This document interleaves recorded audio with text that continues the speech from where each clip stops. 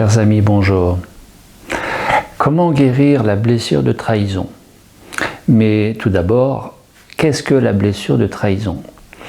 La blessure de trahison se distingue de la blessure d'injustice, dans le sens que la personne en mode blessure de trahison va vouloir contrôler l'entourage, l'environnement, les gens, les choses, les situations, le contexte. Alors que la personne en mode blessure d'injustice va se contrôler, sans vouloir contrôler l'extérieur, va se contrôler et donc se rigidifier. La blessure de trahison va naître une fois encore, comme les autres blessures, dans la petite enfance, à partir de promesses non tenues envers l'enfant, à partir d'une relation horrible, incestueuse, adulte à l'enfant, et que l'enfant va vivre comme un véritable sentiment de trahison. C'est par exemple la naissance d'un petit frère ou d'une petite sœur, faisant l'objet de toutes les attentions et donnant l'impression de délaisser l'enfant plus grand et lui d'inscrire en lui ou en elle le sentiment de trahison. Plus tard, ce sentiment, cette blessure de trahison va être réactivée par le fait d'engagement non tenu d'une tierce personne ou pas. Par exemple, vous postulez à un concours, vous préparez un examen, vous n'êtes pas reçu à ce concours, à cet examen, vous le vivez comme un véritable sentiment de trahison. Et la blessure initiale va être réactivée. Ou alors vous êtes en poste et vous postulez en étant en poste avec un collègue qui devient un rival pour une promotion. Et vous n'êtes pas retenu pour cette promotion, vous le vivrez comme une trahison, comme peut-être un divorce, un licenciement. C'est par exemple aussi Joseph qui, vers l'âge de 6-7 ans, pleurait tout ce qu'il savait parce que son père lui avait promis d'aller manger une pizza en ville et que le père s'était dérobé à son engagement, n'étant pas allé avec Joseph en ville pour une pizza.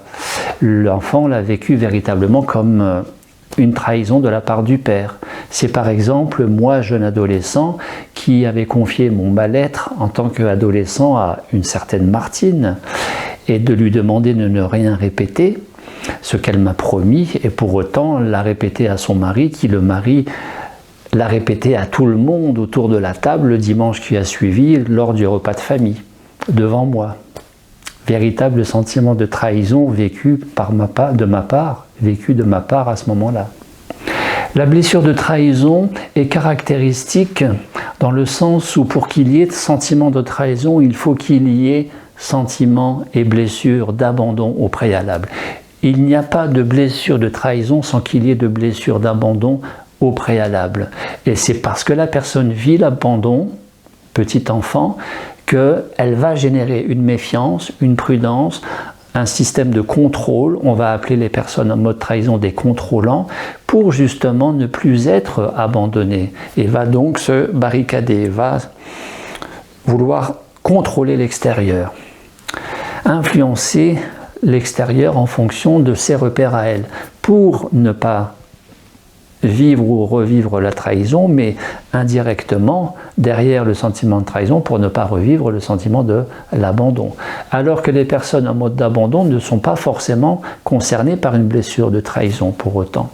Ainsi, il est dit que les personnes qui vivent le sentiment et la blessure de trahison ont connu la blessure d'abandon au préalable, petit enfant, mais avant cette blessure d'abandon, il y a la problématique d'un complexe d'Œdipe, une relation oedipienne, un attachement excessif du petit enfant envers le parent, c'est-à-dire petit garçon avec maman, petite fille avec papa, et que du fait de cet attachement excessif, eh bien, les personnes en mode blessure de trahison, une fois adultes dans leur relation de couple amoureuse, vont avoir tendance à des attentes excessives envers le conjoint, envers la conjointe, et cela proportionnel à tout ce que l'enfant n'a pas reçu du parent. C'est extrêmement intéressant de regarder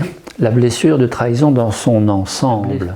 Comment va se traduire concrètement la blessure de trahison chez la personne concernée? Eh bien, tout simplement, du fait qu'il y a une rupture de confiance dans son mode relationnel, eh bien, parce qu'il y a manque ou plus du tout de confiance, eh bien, elle va contrôler, elle va résister, elle va se méfier, elle va anticiper, ne pas faire confiance tout simplement.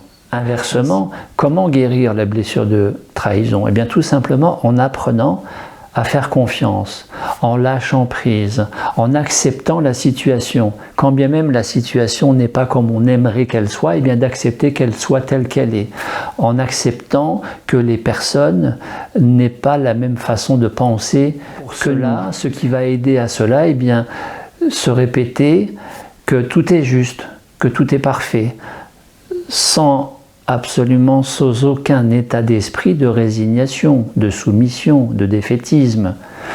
Objectivement, tout est juste, tout est parfait. Et respirer, prendre le temps. Les personnes en blessure de trahison ne prennent pas le temps, elles vont vite, elles sont fortes. Donc, guérir sa blessure de trahison, c'est accepter sa vulnérabilité, c'est freiner, c'est ralentir, c'est respirer. Ne plus être attaché aux résultats, par exemple. Dans le monde du travail, guérir sa blessure de trahison, c'est apprendre à faire confiance et ainsi d'apprendre à déléguer. Dans la relation à la nourriture, la personne en mode de trahison a tendance à manger vite, à manger trop, aller au-delà des véritables besoins du corps en mangeant trop et à saler systématiquement. Les personnes en blessure de trahison aiment saler leur nourriture. Eh bien, tout simplement, guérir la blessure de trahison, ça va être de saler moins ou de ne plus saler.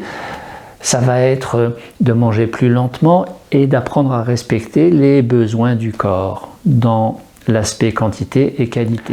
Alors bien sûr, tout ceci est plus facile à dire qu'à faire. C'est pour cela que je vous invite à me contacter. Vous avez les informations, les coordonnées en dessous de cette vidéo, de manière à vous accompagner dans la résolution de cette blessure de trahison qui va passer par la résolution de la blessure d'abandon, si vous vous reconnaissez, mais surtout, aussi et surtout dans la résolution de la blessure initiale et de l'enfant blessé qui passe par la guérison de l'enfant blessé.